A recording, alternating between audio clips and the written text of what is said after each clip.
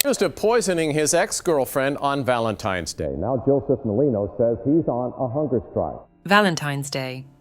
The attack that befell Ellie Tran on that fateful Valentine's Day was not merely a random act of violence.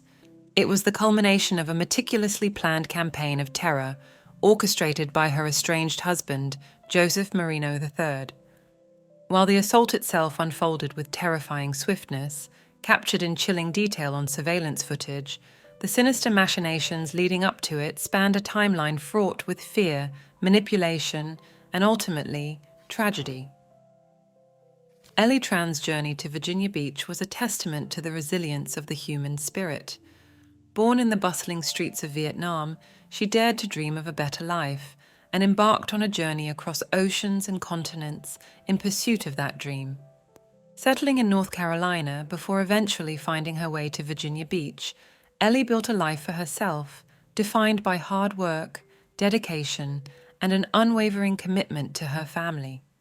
As a nail technician, Ellie poured her heart and soul into her work, finding solace and fulfillment in the simple act of bringing beauty into the world.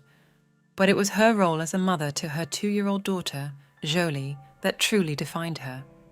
Every moment spent with Jolie was a precious gift, a reminder of the love and joy that filled Ellie's life even in the face of adversity. However, behind the facade of domestic bliss lurked a dark and sinister reality. Ellie's relationship with Joseph Marino III was marked by control, manipulation, and abuse. What began as a whirlwind romance soon devolved into a nightmare of fear and violence, leaving Ellie trapped in a cycle of terror from which she could not escape. The first signs of trouble emerged in July, when Ellie found herself the victim of a terrifying incident of violence at the hands of Marino. Brave and determined, she reached out to authorities in search of help and protection, only to see her pleas fall on deaf ears.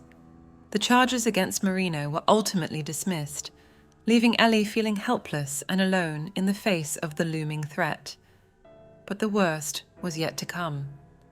In December of that same year, Ellie found herself targeted once again, this time falling victim to a vicious acid attack orchestrated by Marino himself.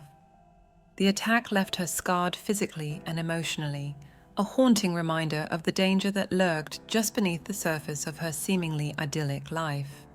Despite the horrors she endured, Ellie remained determined to break free from Marino's grasp. She sought refuge with friends and family, desperately trying to build a new life for herself, and Jolie free from fear and violence. But Marino was not content to let her go so easily. In the days leading up to the attack, Marino's behavior grew increasingly erratic and threatening. He made repeated threats against Ellie's life, leaving her living in a constant state of fear and paranoia. Surveillance footage captured him stalking her home, his presence a menacing shadow lurking just beyond the edges of her consciousness. And then, on that fateful Valentine's Day, as Ellie returned home from another long day at work, she was ambushed in her own driveway, the viciousness of the attack captured in chilling detail on surveillance cameras. Despite her efforts to fight back, she was ultimately overpowered. She slipped into unconsciousness. The aftermath of the attack was a blur of chaos and confusion. Ellie was rushed to the hospital in critical condition, her body ravaged by the effects of the poison coursing through her veins. Medical examiners donned hazmat suits during her autopsy, the lethal levels of cyanide posing a grave risk to anyone who came into contact with her remains. But even in death, Ellie's voice could not be silenced. The evidence against Marino was damning. Searches for cyanide on his computer, purchases of syringes and other materials used in the attack, and a pattern of suspicious behavior leading up to the murder. Witnesses came forward to testify to Marino's history of violence and abuse, painting a chilling portrait of a man consumed by rage and obsession. Throughout the trial, Marino's attempts to discredit the evidence and manipulate the jury proved ineffective.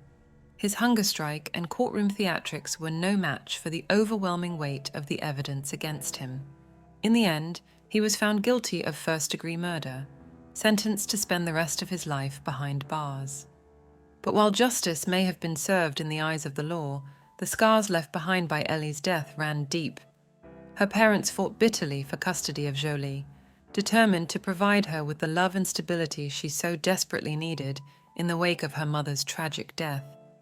The community rallied behind them, offering support and resources to help them navigate the difficult road ahead. In the end, Ellie's legacy lived on, through love and resilience.